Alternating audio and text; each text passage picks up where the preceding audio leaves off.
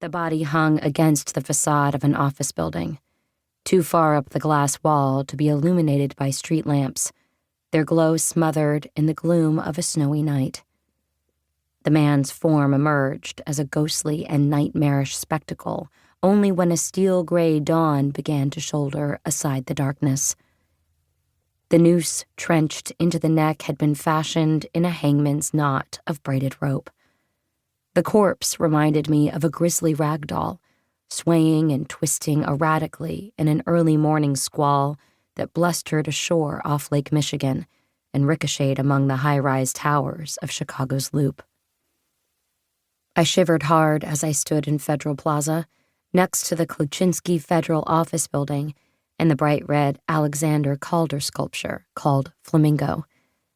To me, the 53-foot-tall artwork looked more like a giant flower, wilted under a brutal August sun. But it wasn't August. It was April. And it wasn't sunny. It was dismally overcast and continuing to spit sleet and snow. Though I was 5 long blocks from the shore of a raging Lake Michigan, it wasn't nearly far enough to buffer me from the wind. My body chilled to the marrow of my bones, but my gut churned up a fiery eruption of disbelief and grief. I hadn't gotten out of a warm bed to sightsee a famous Calder sculpture. I stood in the brutal weather because I'd gotten a rollout call from someone able to identify the dead man in the emerging dawn and recognize that he was a friend of mine. The body had exited the federal building through a 14th-story window, the rope tied off somewhere inside.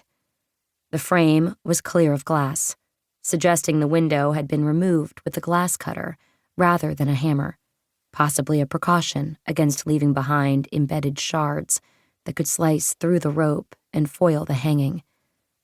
The dislodged window had shattered over a wide area of the plaza, 180 feet below the dead man's feet. His body had come to rest against the exterior of another window, 2 stories down. It hit the window so hard, its glass cracked in the pattern of an automobile windshield struck by a rock. The icy wind whipped tears from my eyes, but the wind wasn't responsible for all of them. They were warm when they squeezed through my lashes. They turned cold as they mixed with snow melting on my skin and sliding to my jaw. I raised a glove and wiped them away, but they kept coming.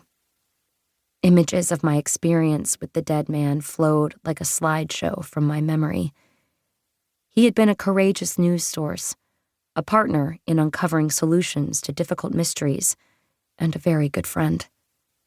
Former FBI Special Agent Carl Cribben was one of the gutsiest people I had ever known. And now he was dead, hanging by a noose, his face disfigured, his neck twisted at an impossible angle, his hands bent and claw-like. He wore only a white, long-sleeved dress shirt with sleeves rolled to the elbows, gray slacks, and black laced dress shoes. I hoped he wasn't cold, and wondered where that ridiculous thought came from. Carl was not a man to commit suicide, and certainly not this way, grim and ostentatious and disrespectful of the city he loved. I knew he had been murdered. I felt the hollow pain of loss and the hot bristle of rage.